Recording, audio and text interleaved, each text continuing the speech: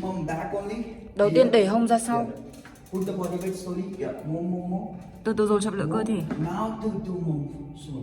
To move forward now. Từ từ mông về phía trước. Thẳng chân. Rồi, be careful with the lower back. Cẩn thận với lưng dưới. Okay, từ hít vào. Gập chân.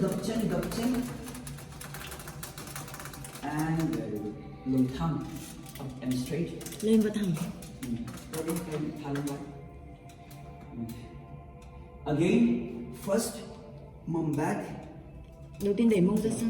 Put the body weight on the rope first. Trọng lượng cơ thể dồn vào dây trước đã. Yeah, then slowly push your hip forward. Sau đó từ từ đẩy hông về phía trước. Touch your head to the wall. Gót chân chạm vào tường. Thẳng tay. Very nice. Look down on the mat. Nhìn xuống thẳng. To press the shoulder down. Để ấn vai xuống. If you look up, then it will go to the lower back. Nếu như mọi người nhìn lên thì sẽ bị điệp vào lưng dưới. Look down to press the shoulder down. Nhìn xuống để ấn vai xuống. Inhale. Một lần nữa. Từ từ lên.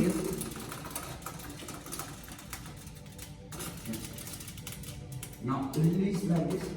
Thả lỏng như thế này một chút ạ. Thả lỏng tay một chút. One more and we will hold. Một lần nữa và mình sẽ giữ. Take it up. Yeah. Now again, first put the body weight on the rope. Đầu tiên dồn trọng lượng cơ thể lên dây. Then slowly hip forward. Sau đó đẩy hông về phía trước. Both hands straight. Thẳng hai tay.